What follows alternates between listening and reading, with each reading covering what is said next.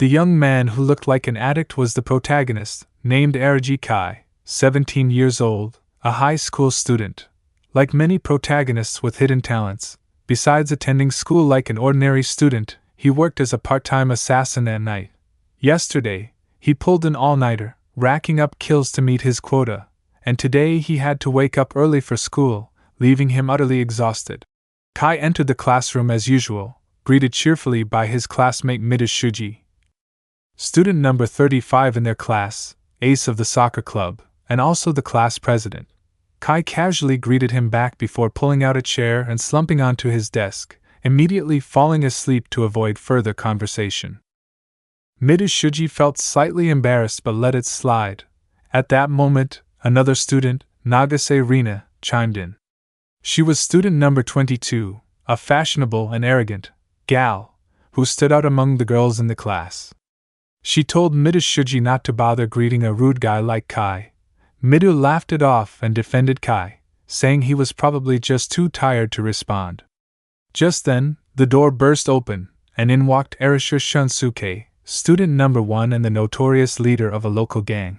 Erasure entered the room, and his lackeys bowed respectfully. He scanned the room and spotted Kai asleep in the back. Erasure approached Kai to stir up trouble.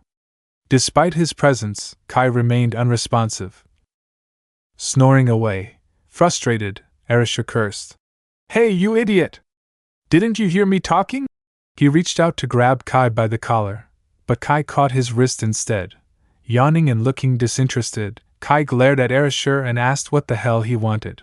Erasure, enraged, demanded Kai let go, but he was somehow paralyzed by an invisible force. Kai finally released his grip, leaving Erasure to mutter angrily under his breath. Then another voice intervened, telling Erasure to shut his mouth and stop barking so much.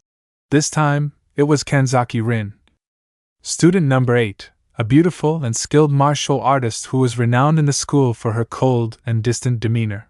Erasure tried to pick a fight with her, too, but the class vice president and disciplinary officer, Hashimoto Mirai, stepped in, urging him to stop causing trouble. A student with striking hair, Narumi Yoshida, number 23, jokingly warned Mirai not to meddle or Erasure might punch her. Meanwhile, Kai had fallen asleep again at some point. With so much attention on him, Erasure begrudgingly sat down and threw his legs up on his desk. The classroom settled as everyone awaited the start of the day. This was Shinzo High School, Year 1, Class 2. Just another eventful day in the life of the class. Kai, still napping, suddenly felt something. Beneath Midis Shuji's feet, a glowing circle of light began to expand, engulfing the classroom. The students noticed it, panicking and scrambling to escape. However, Kai's sharp instincts told him there was no way they could outrun it. The green circle pulled everyone into it. When they woke up, the entire class found themselves in an unfamiliar place.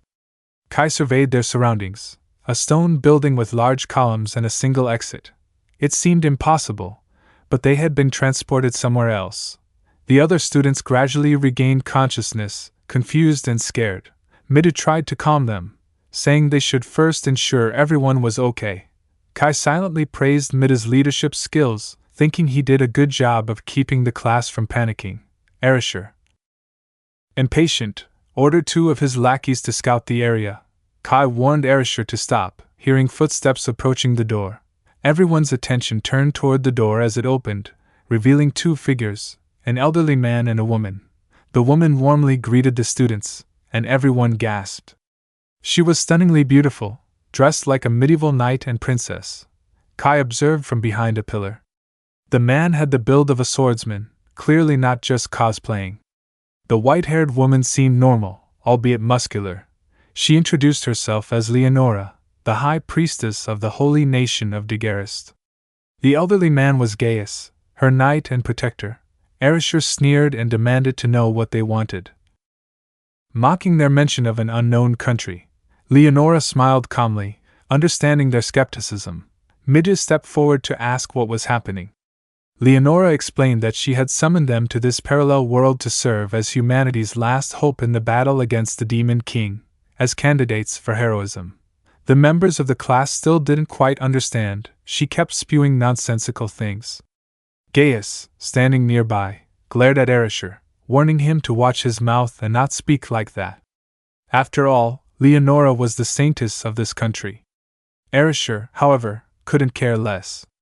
He wasn't one to back down and snapped back, telling Gaius to shut up and not make him mad. Despite his age, Gaius was still spirited and ready to draw his sword.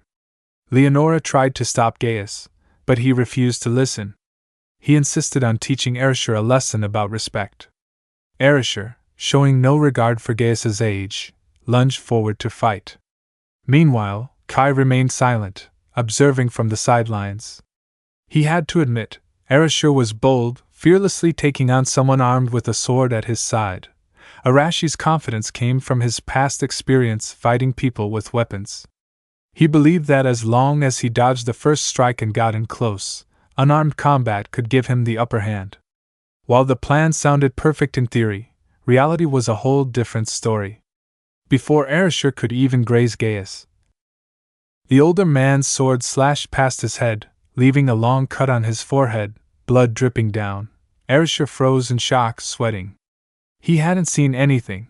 Gaius's sword had moved as if by itself.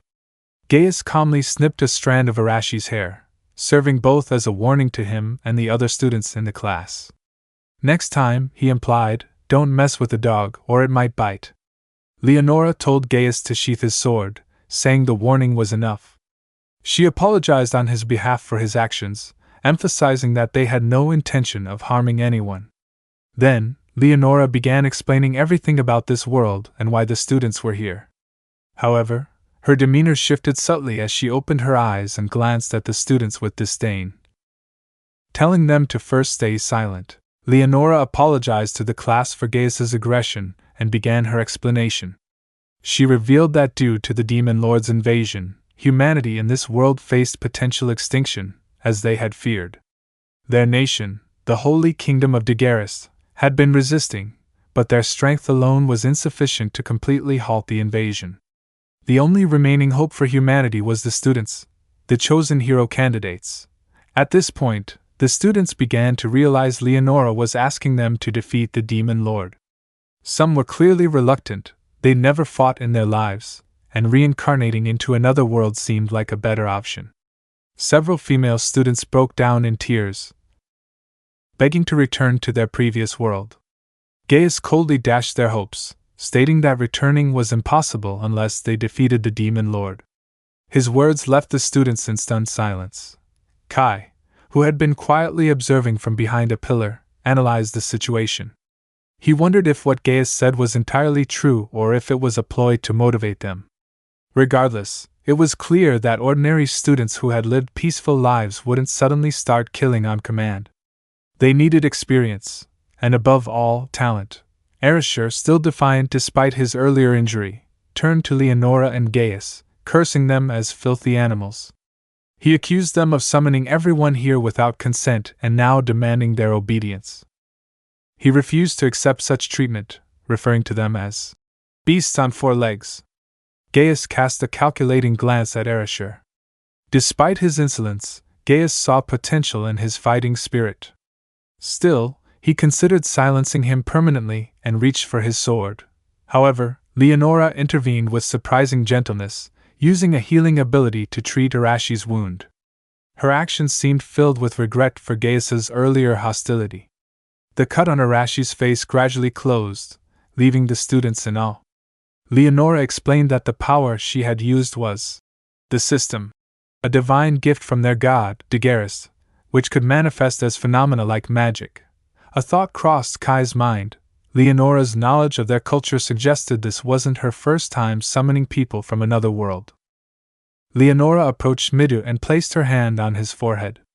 Immediately, his palm glowed, and a sword materialized in his grasp. She explained that hero candidates could harness the system's power and awaken their innate abilities, called divine arms. Leonora clasped her hands, trembling as if deeply apologetic. She admitted it was selfish of her to summon them and deprive them of the chance to return. Bowing deeply, she begged them to lend her their strength. Midu, newly empowered, hesitated. Despite the gifts they were given, the students couldn't fight effectively right away. Leonora acknowledged this, stating they would require training, during which Daguerreist would provide for and protect them. Midov finally agreed, urging the class to do the same. He reminded them that their survival depended on cooperation and gaining information. Reluctantly, many students agreed, following his lead. Leonora expressed her gratitude with a sly smile as she began granting divine arms to each student. Hashimoto Mirai, the class vice president, received a remote control ability. Erasure was given an explosive ability, while other students also awakened various powers. Leonora scanned the room and asked if anyone hadn't received a divine arm. Slowly, Kai stepped forward, raising his hand. Leonora touched him, and Kai felt a strange sensation as his vision shifted. Standing before him, Leonora now had visible statistics hovering above her head. His eyes glowed red. Leonora immediately recognized his power as evaluation, a rare ability allowing him to perceive detailed information about his targets. Curious, Kai tested the ability on himself, confirming it displayed his personal stats like a game interface. It was surprisingly intuitive. Suddenly, Kai dodged to the side as Erasure attacked him without warning. Empowered by his new explosive ability, Erasure arrogantly wanted to test it on Kai. Many students mocked Kai's divine arm, dismissing it as useless. Kai didn't react to their jeers. He simply wondered why his classmates were so reckless and overconfident. They didn't have nearly enough information to judge what was useful or not. Besides, divine arms were borrowed powers. There was no guarantee they wouldn't be taken away. Unbothered by their disdain, Kai remained calm. He knew something none of them did. There were many ways to kill a person, even without a divine arm. After Leonora had bestowed divine arms upon all the students, she instructed everyone to rest for the night, as training would begin the next day. That evening, the hero candidates were taken to private rooms. Kai waited until late at night, then climbed out through the window, sneaking away. He figured it was best to gather some information before sleeping. He eavesdropped on two patrolling guards, hiding in the shadows. This was the third time he had encountered guards, and from what he overheard, it seemed they were tightening security. Kai activated his evaluation divine arm to analyze the guards. Their only apparent skill was swordsmanship. He had suspected they might have access to the system or other abilities to detect him. But it appeared not everyone here could use such powers. Once the guards moved on, Kai used his exceptional speed to slip away. He had already mapped most of the castle's layout in his mind. This fortress city was surrounded by robust walls, making it an exemplar of defensive architecture. Kai made his way to the castle's front. Though curious about its interior, the heavy fortifications and tight security meant infiltrating was nearly impossible. Deciding to leave further exploration for another time, he began heading back. On his way, he noticed several classmates wandering on the lawn. 3 girls had come outside to practice their newly acquired divine arms. Kai crouched behind some bushes, watching them train. His curiosity about these divine gifts piqued. He decided to observe for a while. Suddenly, he felt something unusual. From the far side of the lawn came a noise that caught everyone's attention. A monster emerged, a lizard-like creature. The 3 girls froze in terror. Kai remained silent, concealed in the bushes. He had never seen a creature like this before. Using evaluation, he identified it as a lizard val, its stats far superior to those of the girls. The creature inhaled deeply before letting out a deafening roar, prompting the girls to scream and flee. The lizard val chased them, its 4 legs propelling it swiftly in a straight line. Kai climbed onto a rock to observe more closely. The lizard val was aggressive and had no qualms about attacking humans. Its movements were rapid, but it lacked intelligence. Its tough-looking hide might make ordinary weapons ineffective. Testing his theory, Kai pulled a knife from his sleeve and threw it at the creature's body. The knife caused only a shallow cut, but the lizard val snarled in pain and halted momentarily. Using the distraction, Kai darted behind a tree. The 3 girls continued running, but Rena, one of them, tripped over a rock and fell. As she struggled to get up, the lizard val loomed behind her, raising a claw to strike. Suddenly, a knife flew through the air, striking the lizard val's head. The creature collapsed instantly. The other two girls rushed to help Rena, then hastily fled, not daring to stay a moment longer. Kai exhaled quietly from behind the tree. He hadn't intended to save them, but letting them die would have weighed heavily on his conscience. Approaching the fallen creature, he retrieved his knife. Monsters like this wandering freely suggested that this world was far more dangerous than it appeared. As he cleaned his blade, Kai sensed something again. Leaping down from the creature, he scanned his surroundings. Someone was nearby. Realizing it wasn't safe to linger, Kai decided to return to his room. With a burst of speed, he disappeared into the shadows. The figure Kai had sensed emerged from behind a rock. Cloaked from head to toe, the man approached the lizardville's corpse. With a single stomp, he crushed the creature's skull, blood splattering onto his cloak. The man seemed deeply disappointed. "So, the hero candidates are nothing but weaklings," he muttered. But his interest was piqued. One of them, at least, was no ordinary student. Licking the blood that had splashed onto his face, the cloaked man grinned with twisted delight. The following day, the corpse of the lizard creature was discovered, throwing everyone into a contemplative silence. Some female students even began tearing up in fear. A mage named Steady was called to examine the monster's body. After some inspection, she concluded that traces of spell work were present, possibly from a mid-level demon.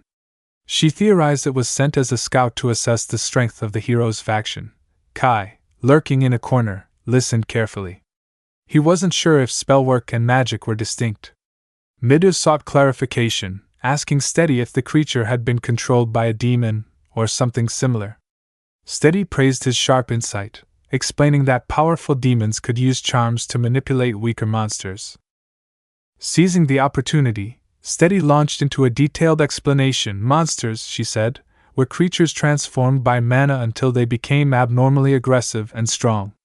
Mana, in turn, was the volatile power created by demonic gods, a force used by the demon lord and demons alike, making it natural that demons could easily overpower humans.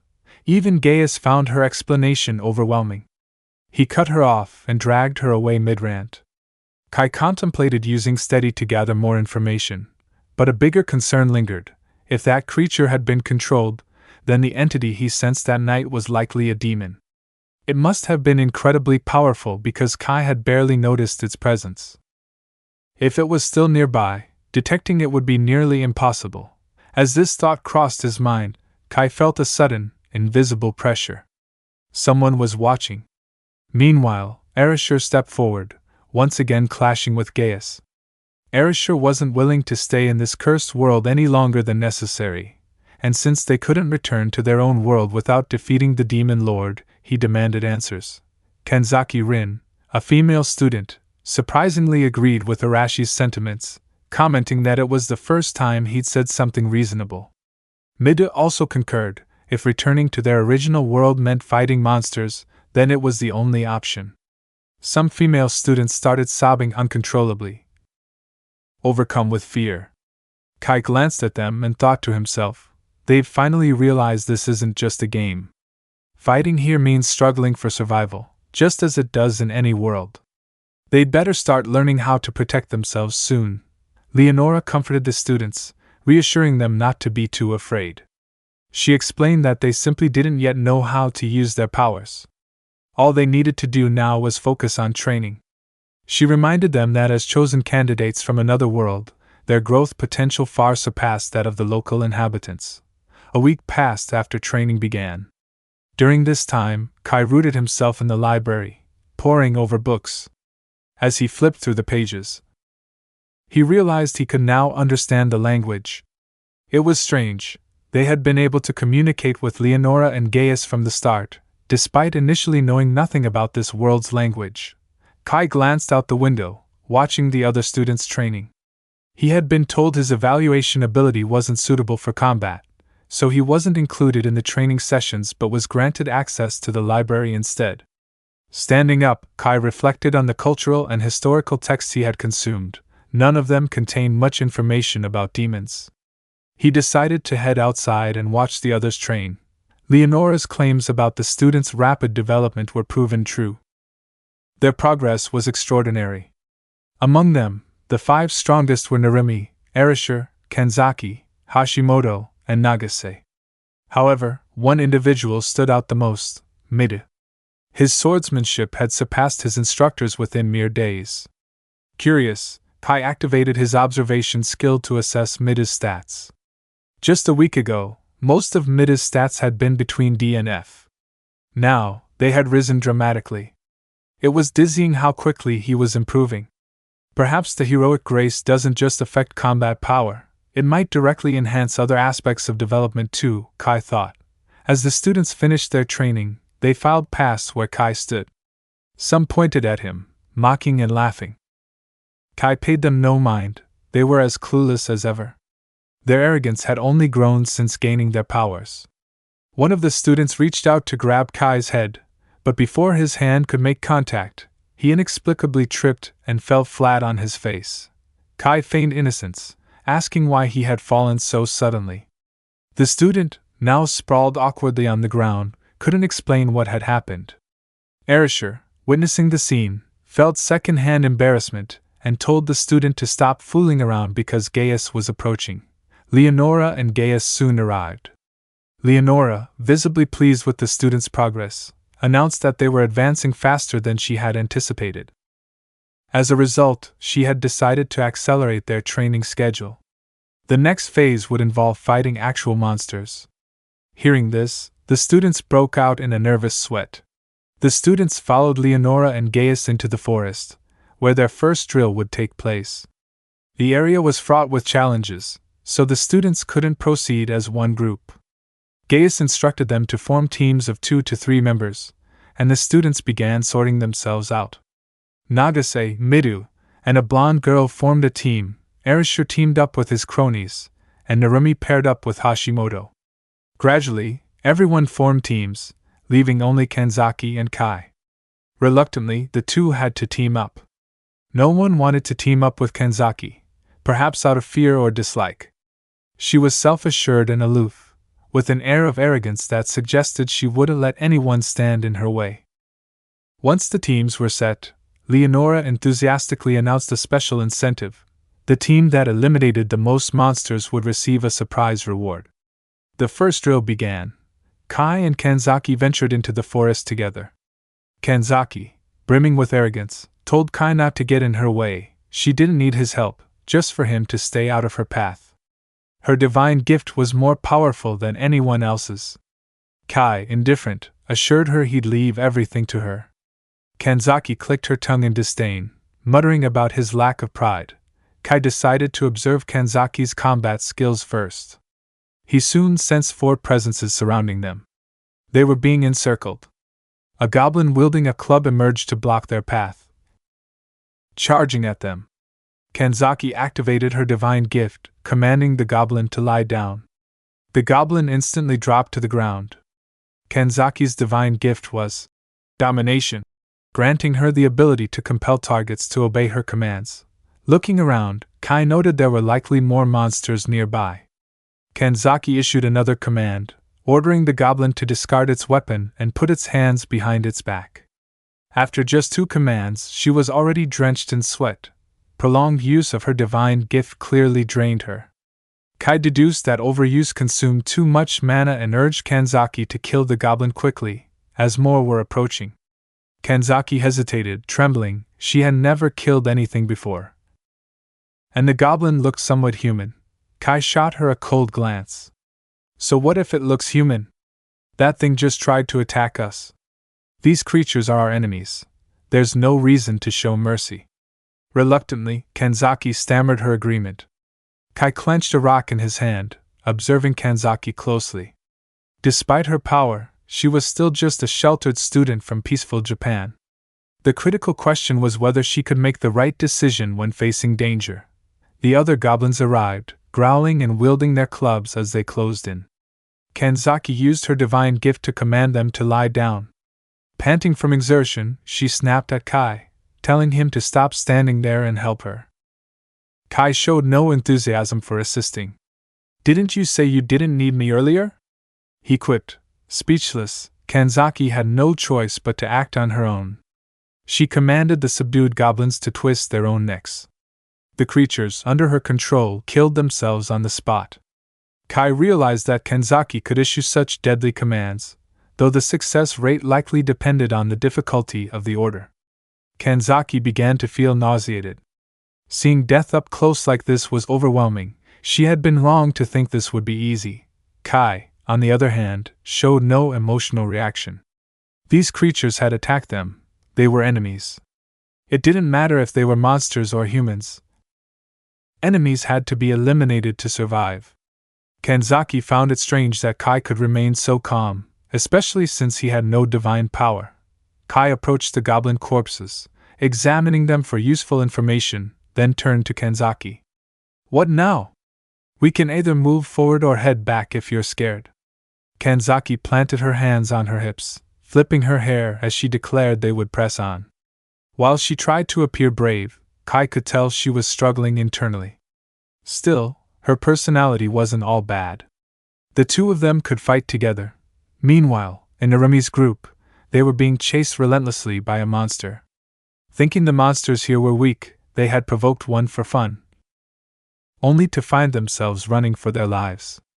Realizing running wasn't a viable solution, Narumi and Hashimoto stopped and used their divine gifts to launch a combined attack.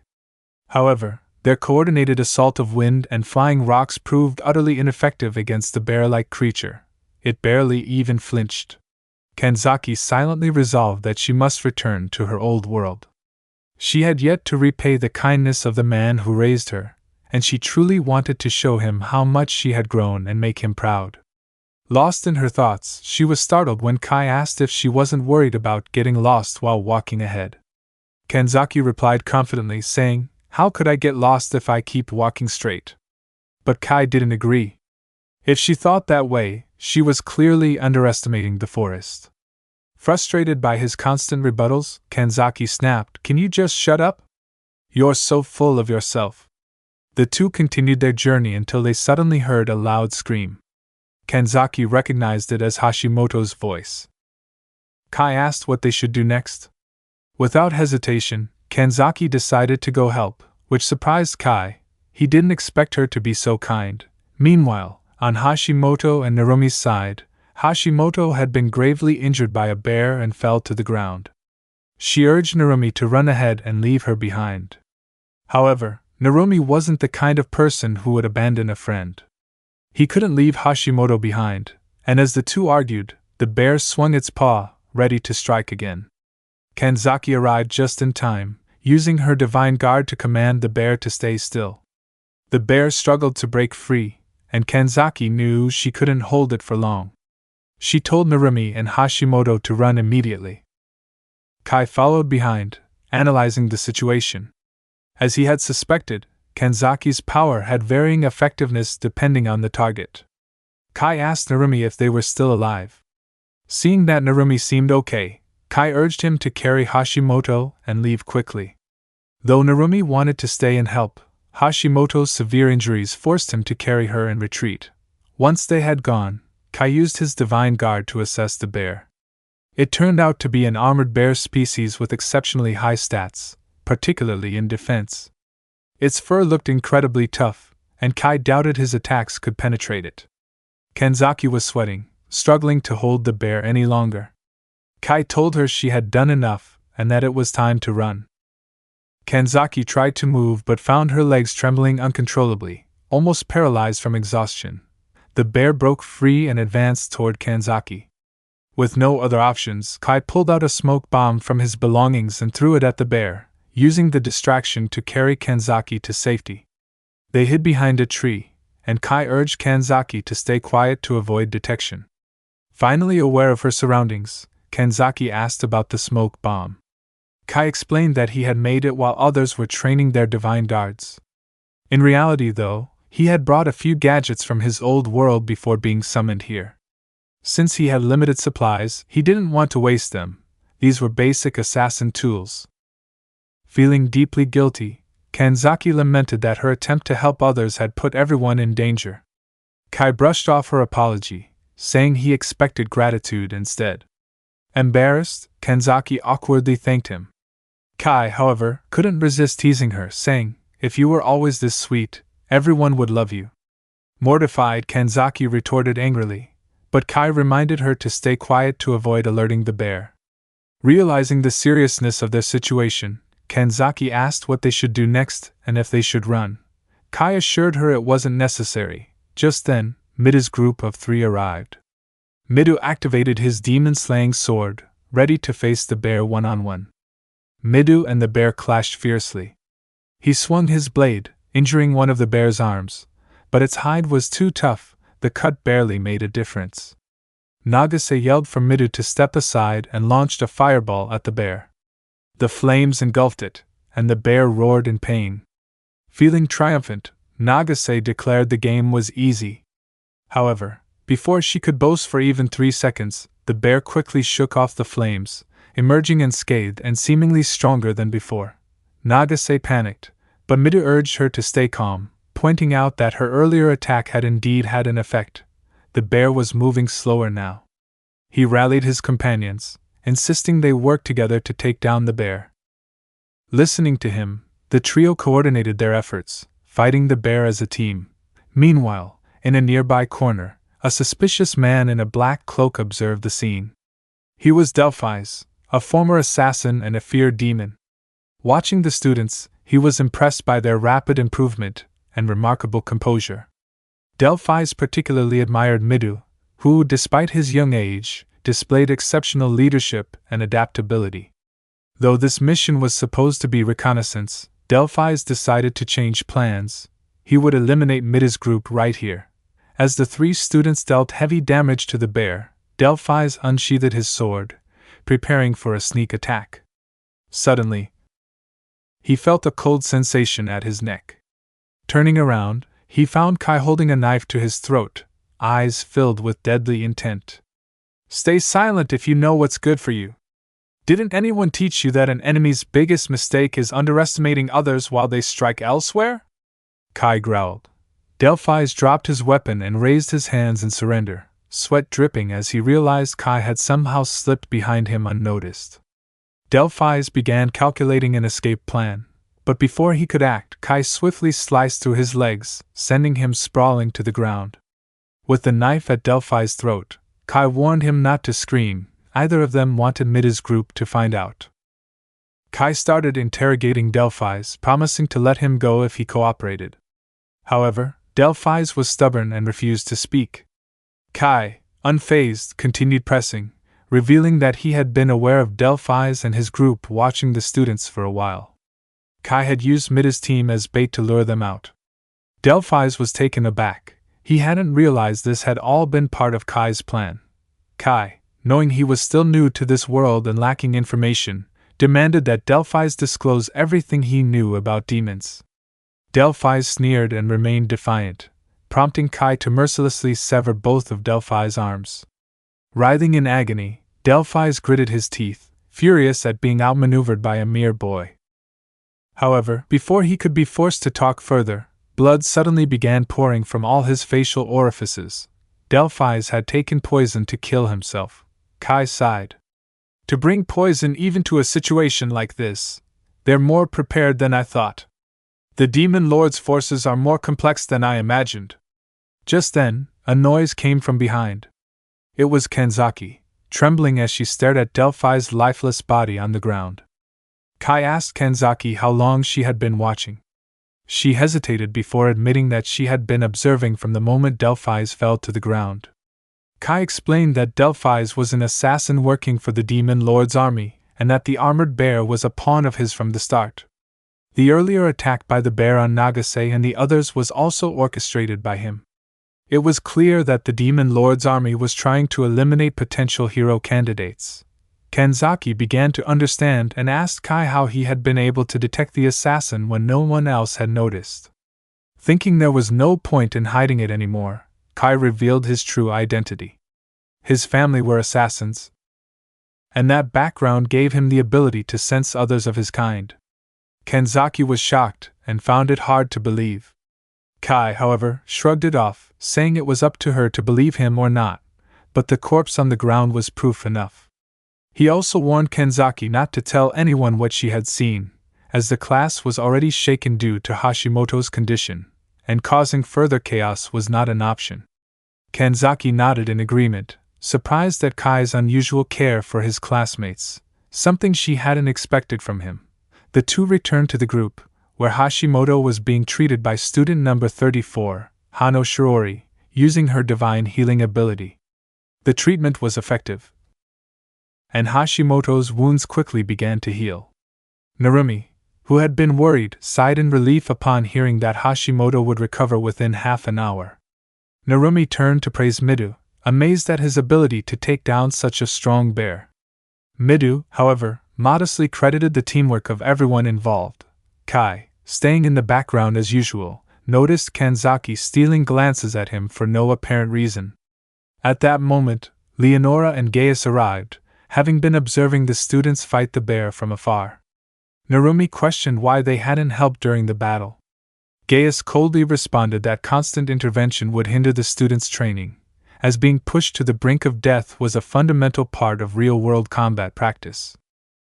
He scanned the students and declared that this would be their standard way of fighting from now on, and to stop complaining about it. Midu challenged him, questioning why such a strong monster had appeared here when Gaius had claimed the area only housed weaker creatures. Leonora chimed in, explaining that it was likely the demon assassin's doing. The armored bear wasn't native to this area, and its presence was likely part of a reconnaissance mission to assess the hero candidate's combat abilities. If that were the case, there could be more enemies lurking nearby, which meant they needed to bolster their defenses. She added that from now on, the difficulty of their training would increase, as the current level was insufficient to prepare them for real battles. The students were visibly shaken, their morale dropping further after their first grueling fight. Midu once again stood up for the group, arguing that raising the difficulty now was unreasonable, especially given how fragile the students' spirits were after their initial encounter. Leonora, however, smiled coldly at him, declaring that he would surely die if he didn't follow her orders. Midu was left speechless. Erasure, angered, stepped forward and demanded to know why Leonora was dragging them into this, and then treating them so dismissively. Before he could finish, Gaius stood in his way, glaring at him. Gaius declared that all the students here were nothing more than Leonora's pawns and warned them never to think they could defy her. The students were stunned, while Erasure was seething with rage. If not for Midu restraining him, he would have charged at Gaius on the spot. Erasure questioned Midu's calmness, and Midu explained that if they defied orders now, the entire kingdom would become their enemy, a fight they couldn't win. Gaius commended Midu for his level-headedness, acknowledging his ability to quickly assess the situation. He told the students they were valuable pawns and assured them no harm would come to them if they stayed obedient. Erasure, however, was enraged by the patronizing tone. Unable to hold back any longer, he activated his divine power and threw a punch at Gaius, hitting him directly. Erasure believed he had succeeded, only to find Gaius completely unharmed. Gaius countered with a powerful punch that sent Erasure flying and crashing to the ground. Standing over Erasure, Gaius sneered coldly, declaring that with such weak power, Erasure was no match for him. Leonora and Gaius left, announcing that the training difficulty would increase starting tomorrow. The students helped Erasure to his feet as he bled from his nose and mouth. Furious and humiliated, the day after the military drill, the students gathered once again, this time under the guidance of Steady, a researcher specializing in monsters. She began by asking how those injured in the previous day's training were faring. Hashimoto raised her hand, reporting that she was fine, thanks to Hano's recovery ability. Steady expressed satisfaction, praising the value of having someone with divine healing powers in their group. Steady then introduced the day's training. She led the students into her research facility, explaining that today they would battle monsters housed within. As the doors opened, the students filed in, revealing a vast array of creatures confined in cages. From lowly goblins to massive ogres. The facility contained a comprehensive selection of monsters, all bred for Steady's research projects. Steady proudly regarded her facility as an ideal training ground, a place where combat data could be collected. With that, the combat drills began. Kai, as usual, observed from a distance. Despite the abruptness of the training, the students seemed surprisingly composed, likely a result of the harrowing experience from the day before. However, Kai could still sense traces of fear lingering among them. Meanwhile, Nagase was knocked down by a massive ogre. Mida panicked and shouted for Steady to intervene, arguing that the monster was too strong for Nagase. Steady, however, remained unfazed. Leonora chimed in, asserting that the students needed to be pushed to their limits and that any hero candidate wielding a divine guardian shouldn't lose to a creature of that level. Nagase, visibly frustrated, got back on her feet, her fighting spirit igniting. With fiery determination, she summoned flames to scorch the ogre. Steady calmly explained to Mida that the key to combat was willpower. These battles should have been manageable for the students, but hesitation and fear were holding them back. Steady elaborated that by leveling up their divine guardians, students could unlock new forms and powers. Overhearing this, Kai approached Mida and informed him that, based on his observations, Mida seemed to have unlocked a new divine guardian. According to Kai's ability to analyze divine stats, Mida now possessed Kamikaze, a level 1 offensive guardian specializing in monster attacks. Excited by this discovery, Mida asked Steady for permission to test his new power. Stepping into the arena, he activated a glowing sword empowered by Kamikaze. The ogre, sensing the weapon's danger, recoiled in fear. Without hesitation, Mida struck, severing one of the ogre's arms. With a second strike, he decapitated the beast.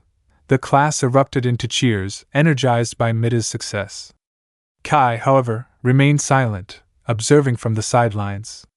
He noted that Mida's current strength would likely allow him to break through even the armored bear's defenses. Reflecting on the possibility of unlocking a new guardian for himself, Kai began pondering how to push his limits further. Kai looked around and noticed that some people had acquired new guardian spirits, including the annoying Erasure. However, he had absolutely no intention of informing him about it. Kai concluded from this that they could expand the power of their guardian spirits. He realized he couldn't rely solely on his old techniques in this world. He needed to improve himself as well. That night, Erasure and his allies held a secret meeting to strategize. Erasure proposed a bold plan. First, they would kill Gaius, then capture Leonora and force her to reveal the way back to their original world. Arashi's two accomplices eagerly agreed, excited at the prospect of escaping the bizarre and dangerous new world. They even suggested eliminating Leonora to prevent any future summons. Erasure approached Narumi, seeking his cooperation. Narumi hesitated, unsure if they could succeed. Torn between his moral compass and the trauma of nearly losing Hashimoto to the armored bear, Narumi wrestled with his conscience. Ultimately, his desire to return to the old world overpowered his doubts. Gritting his teeth, Narumi decided to join Arashi's scheme. The day after, the students resumed their training, showing signs of growing resilience. Kai approached Mida during a break, curious about his dedication to practice. When asked why he was pushing himself so hard, Mida replied with determination, admitting that he still felt too weak. He wanted to become stronger, strong enough to protect everyone, no matter the cost. Kai found this perspective interesting. From his own analysis, Mida was already capable of defeating half the knights in the country, but Mida dismissed this as insufficient. He had yet to surpass Gaius, and until he could stand as the undisputed protector, he wouldn't rest. Curious, Kai probed further about Mida's thoughts on Leonora and Gaius. Mida admitted he was wary of them, recognizing that they saw the students as mere pawns. However, he also believed that as long as the students followed orders, Leonora and Gaius would refrain from outright harm. Kai asked if Mida was truly willing to risk his life and fight until the demon lord was defeated. Mida nodded without hesitation. He was determined to be the hero this country needed, to protect his classmates at all costs, even if it meant negotiating or fighting against Leonora herself. Kai smirked at Mida's confidence but questioned whether Leonora would simply bow to Mida's demands. Unfazed, Mida declared he'd make her agree, with his sword if necessary. Leonora and Gaius's announcement. After the students finished their training, Leonora and Gaius arrived at the facility. Steady greeted them enthusiastically, almost fawning over their presence. Nagase, however, boldly asked where the two had been while the students were training.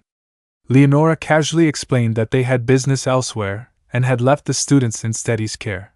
The pair briefly announced that they would be away for a few days and trusted Steady to oversee things in their absence.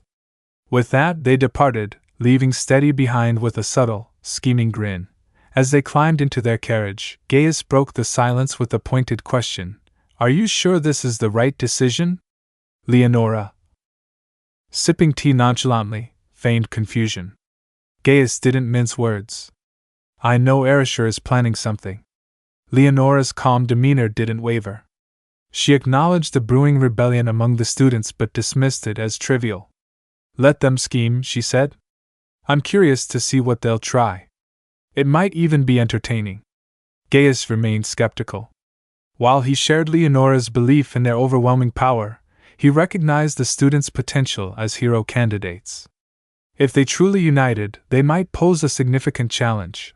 Leonora, however, was unfazed. "They can't defeat us," she said confidently. "This rebellion is the perfect opportunity to establish a hierarchy. Once we crush their uprising, they'll know their place." Despite Gaius's lingering concerns, Leonora's confidence remained unshaken. For now, she chose to observe the situation rather than intervene. Kai's nightly hunt. Under the cover of darkness, Kai ventured into the wild to hone his skills. He moved swiftly, eliminating monsters with calculated precision. A lizard monster fell within 13 seconds. Afterward, Kai activated his appraisal ability to review his stats. Despite defeating Delphi's, the demon assassin, he hadn't yet fully grasped how to maximize his divine guardian's potential. An ogre interrupted his thoughts with a thunderous punch. Kai evaded effortlessly, sidestepping the blow and hurling 3 knives at the beast. To his frustration, none penetrated its tough hide. Forced to dodge again, he realized this was the perfect moment to test a new skill. Activating his divine guardian, weak point detection, Kai identified the ogre's vulnerability, a spot at the back of its neck. Without hesitation, he leaped and hurled a knife at the marked spot. The blade pierced through, spraying blood as the ogre collapsed lifelessly. Kai's divine guardian leveled up, refining his ability to discern the weakest points of massive creatures. While the skill was useful, it wasn't enough for him. Survival in this world demanded far more strength, and Kai resolved to continue growing stronger, no matter what it took. Kai continued honing his skill to identify weak points. He threw multiple knives at once, taking down a group of goblins. Their weak points were the brain and the heart, making this skill less effective against typical monsters. Kai realized he needed a larger test subject and thought about finding a different monster. Suddenly, he heard human footsteps nearby. Turning around, he saw Kanzaki approaching. He asked her why she was there at such a late hour. Kanzaki explained that she came looking for him after noticing he wasn't in the dormitory, guessing he might be in the forest. Kai sighed and warned her about the dangers of being in the forest at night. While he was accustomed to the darkness, Kanzaki wasn't, and fighting monsters in the dark was far riskier than during the day. Kanzaki snapped at him, demanding to know what he was doing there. Kai replied that he was testing his new divine weapon. He explained that Steady had mentioned they might unlock new abilities as their divine weapons leveled up. Kanzaki, intrigued, asked about his new ability. Kai avoided answering and turned away, annoying Kanzaki. She scolded him for his attitude, saying she came because she was worried about him. Surprised, Kai asked if she was truly worried. Embarrassed, Kanzaki stammered, unable to respond. Kai brushed her off, urging her to leave as he continued testing his tools. Just as Kanzaki was about to insist on staying with him, they noticed smoke rising from the other side of the forest. Monsters were attacking the area where the students were staying. Midu and Nagase were forced to fight without understanding what was happening. Kai and Kanzaki sprinted back to their dormitory, only to find it ablaze. Kai asked the student what had happened. The student, clueless, said he had woken up to find the fire and monsters everywhere. Kai quickly deduced that this was no coincidence, someone had orchestrated it. He concluded that the culprit must be nearby, and they needed to find and stop them. At that moment, a voice praised Kai's deduction. It was steady, casually sitting atop a wall. Kai wondered how the monsters had infiltrated their area. But it all started to make sense. These creatures were from Steady's laboratory.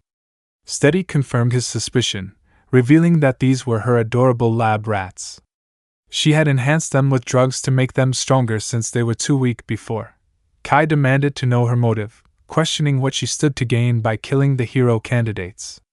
Steady nonchalantly replied that she was acting on orders from her superiors. Even if it meant losing her current position, she had no personal hatred for the students but would eliminate them nonetheless. Kanzaki, breaking into a cold sweat, wondered if the orders came from Leonora. Steady denied it, claiming she had no ties to that old fox. The orders were from the Demon Lord. She revealed herself as a spy for the Demon Lord and said that if she succeeded in her mission, she would be granted a prestigious role as a researcher under him. Kai's expression darkened. Had this woman fallen so far into darkness that all she cared about was researching monsters? Steady adjusted her glasses, her demeanor turning maniacal. She declared that human society could never truly understand the essence of the mysterious beings they labeled as monsters.